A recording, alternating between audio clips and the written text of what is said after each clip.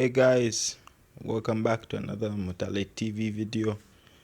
Today we're looking at section 2 of the 2025 GCE past paper on transformations. This section carries 10 marks and has 10 questions, a mark per question. First, we're going to go through the instructions.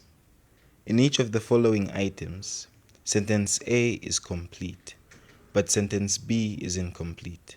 Complete sentence B, each time making it as similar as possible in meaning to sentence A. Make sentence B one sentence, never two. Do not make any changes to the printed parts of sentence B. And our example is, the prince is intelligent and kind. And then sentence B is, not only. The answer to that is, not only is the prince intelligent, but he is also kind. So we're just going to go through all 10 questions before we begin answering each one. The first question is, a snake bit me when I was sweeping the bedroom. Begin sweeping. The second is, the chief and his headmen are attending an important meeting in the palace. Sentence B should begin, the chief along with. Sentence number 3, the learners will not leave the school until they finish cleaning the surroundings. Sentence B begins, not until the learners. Sentence 4, Mwila cannot go to Solwezi if she does not get permission from her mother. Sentence B begins, unless Mwila. Sentence 5 begins, both Mwiza and Mwaka are not attending the wedding, and we should use the word neither in sentence B.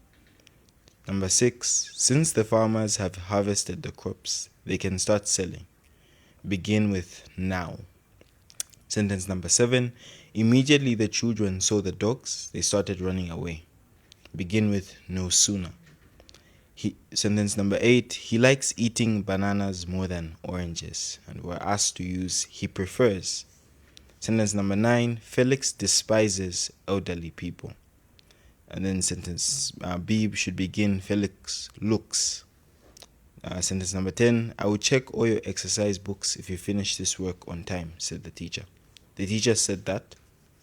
Okay, so having gone through all the sentences, there's a few things that we should note, just 3 things specifically before we begin to answer these sentences. The first thing is that we need to keep the meaning identical. We shouldn't twist facts, e.g., for example, if sentence A says intelligent and kind, then sentence B should also include both. We shouldn't deliberately change the meaning of any sentence if we can help it. The second thing is we should use the given starter. Sentence B provides us, for example, with begin the sentence with not only. Let's not change the printed parts of this question, even if it feels difficult in the initial situation. The last thing is we need to spot the kind of grammar that's used in that specific context or sentence. There's a way that we're expected to change the sentence. For example, if it's in the comparative form, we should change it to the superlative, and basically just like that. So let's get into the first question. The first one was, a snake bit me when I was sweeping the bedroom. And so sentence B should begin with sweeping. The answer to this question is sweeping the bedroom, and we include a comma, a snake bit me. The topic of this is participle phrases. So basically, the sentence now just begins with sweeping. The form shouldn't change, but we're going to use a phrase to reflect the action timing in sentence A. The snake bit him or her while they were sweeping the bedroom. And now we have to begin with sweeping. So we can't say sweeping the bedroom, I was bitten by a snake. In this context, the correct answer is sweeping the bedroom, a snake bit me. Because the person who's speaking is going to be the object of the sentence at the end of it, whilst the snake is going to come immediately after sweeping the bedroom. The second one was, the chief and his headmen are attending an important meeting in the palace.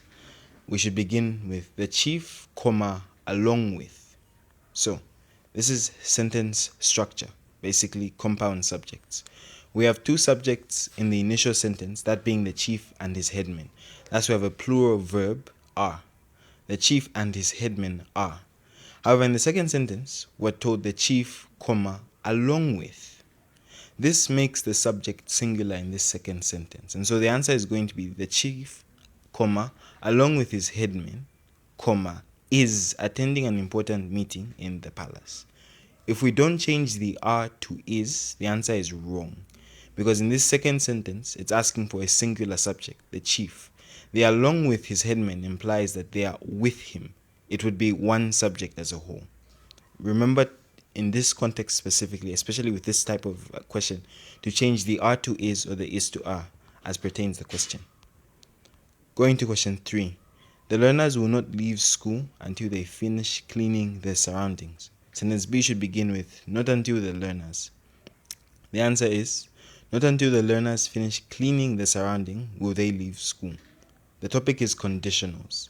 There's a condition. The learners will only leave the school when they finish cleaning the surrounding. And so we're basically asked not until. The basic not until is it's just trying to say until this specific thing is completed, then the next thing won't happen. That's basically conditionals. So not until is going to go with will. Not until the learners finish cleaning the surrounding will they leave. That should make basic sense. Muiza cannot go to Solwezi if she does not ask for permission from her mother. Once again, these are conditionals. Basically, we're now being asked to use unless. So you go back to the original sentence and you think, unless Muiza does what, will she get something out of it? Basically, Muiza wants to go to Solwezi, but she needs her mother's permission. So what is the unless in this context? It's her mother's permission. So we're going to say, unless Muiza asks for her mother's permission, comma, she cannot go to Solwezi. So unless Muiza asks for permission from her mother, she cannot go to Solwezi.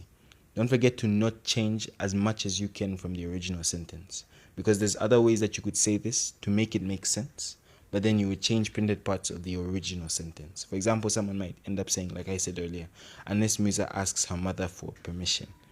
Yet the original sentence said, unless Muiza asks for permission from her mother. It's a small thing, but they do take it into consideration during exams. So it's important to note, unless Muiza asks for permission from her mother, comma, she cannot go to Solwezi. It's important to put the comma because we don't have a word there that shows that this is the result of what she's not asking for. So it's important as you say this, to, for example, to take a break as you're speaking. Question 5 is, both Muiza and Mwaka are not attending the wedding, and we need to use need. So I'm pretty sure by now we understand this is sentence structure, and this would be negative coordination. And I'm pretty sure you can also guess that positive coordination would use either. So when we're using neither, we're going to use the word nor to support the word neither. And when we're using either, we use the word or. So in this context, both Muiza and Mwaka are not attending the wedding. So to express it using the word neither, we're going to say neither Muiza nor Mwaka is attending the wedding. It's important to use no because this is negative coordination. If we put or there, then it begins to confuse the sentence. It goes with either. Question 6.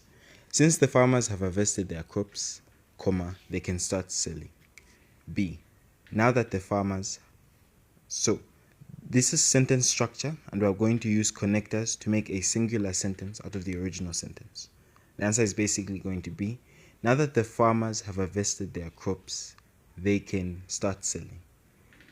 It's basic. It basically just does sound like conditionals. Because of this, the farmers can begin to do that. Because the farmers have harvested their crops, they can begin to start selling.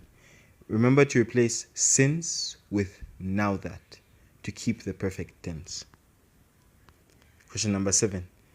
Immediately the children saw the dogs, they started running away. We need to use the word no sooner. Remember that no sooner goes with than. This is past perfect. So we're going to convert this sentence here to past perfect tense. And don't forget that no sooner goes with than. So answer is going to be, no sooner had the children seen the dogs than they started running away. There's no need for a comma in this case because we already have the connecting word than. Question 8. He likes bananas more than oranges. And we're supposed to begin to use he prefers. Prefers goes with to. Someone prefers something to something else. It's a comparative word. So we're going to say he prefers eating bananas to oranges. We're not going to use the word than. Than would go with likes in this case. Remember to use prefers with to.